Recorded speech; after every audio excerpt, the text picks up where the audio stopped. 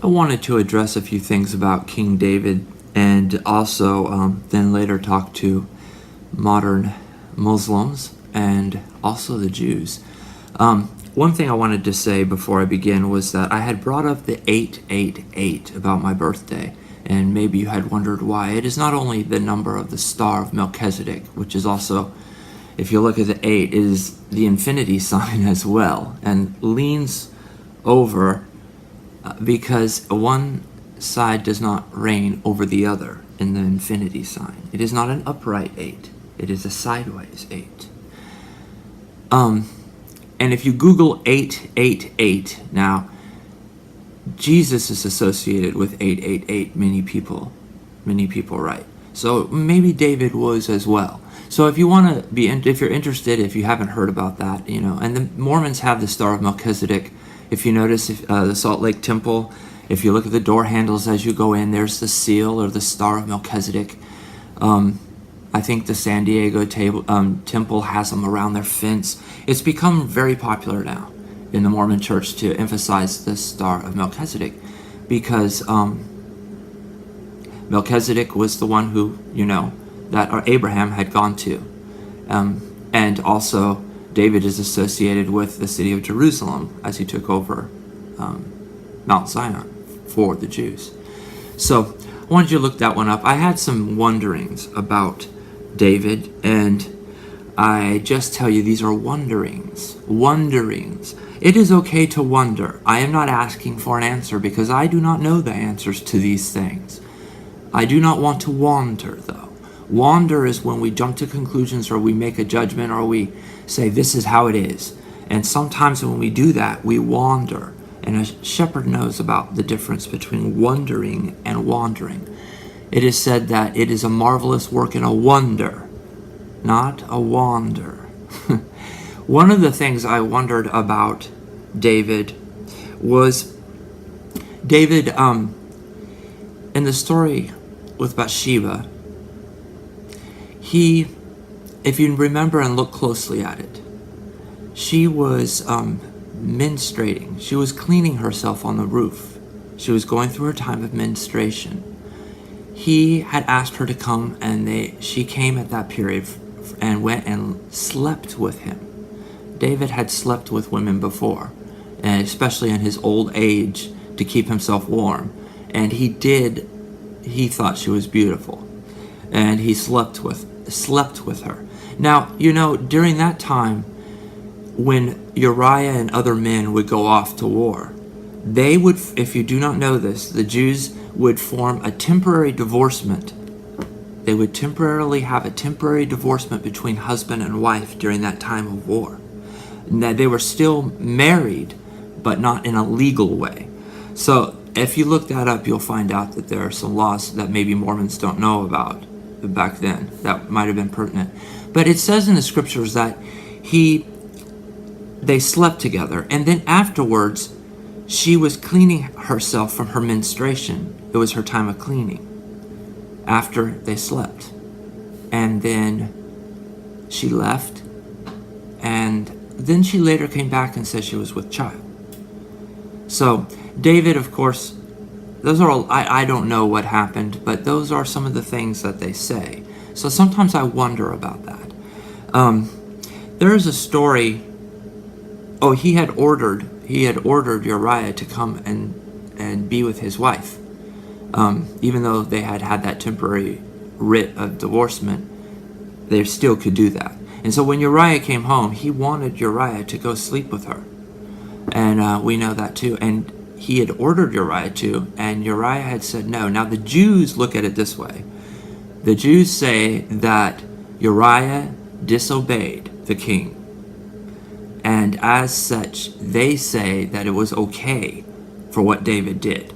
I'm not too sure about that. I don't know. I don't have enough information because I do not think it is fair to send someone off to war and necessarily do it that way. But he could not have Uriah executed, although he probably could have. They said he could have.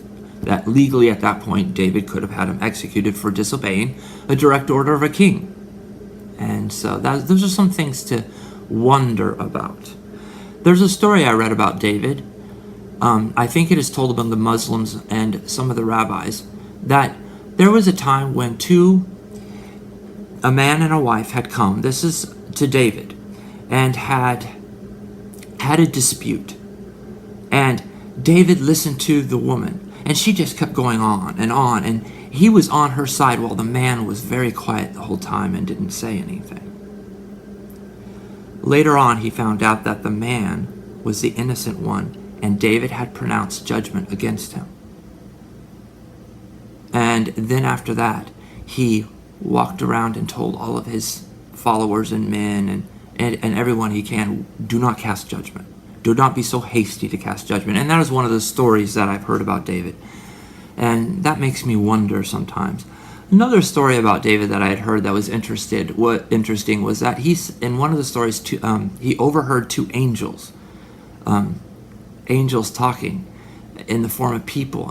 And in the story they had said, well, it might have been two people because, we are all angels. But in the story it said it was two angels talking about David and how David does not work or something, and his money, and how he had an allotment. David had an allotment as a king.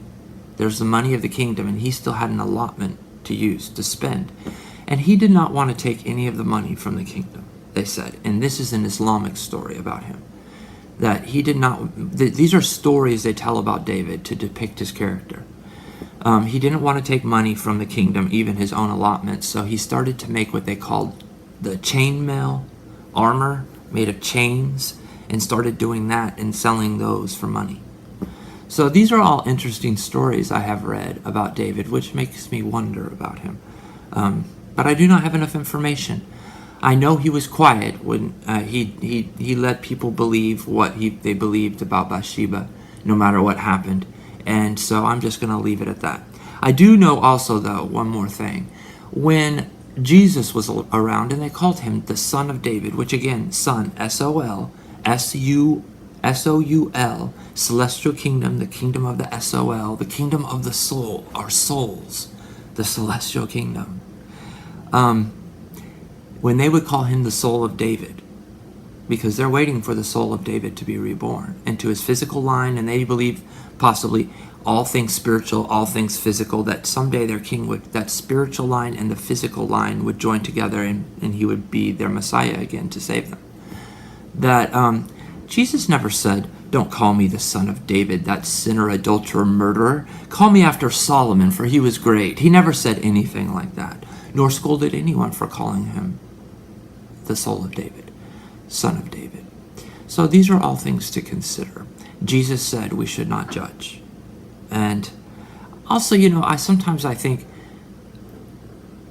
we believe that all things are possible, yet we do not believe that things could be rectified in a way. Maybe so.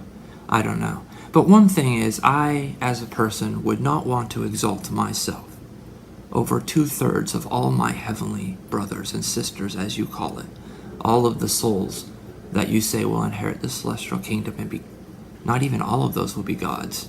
Only 11.1% of the people who inherit the celestial kingdom, the very tippy top of a pyramid, will even be gods.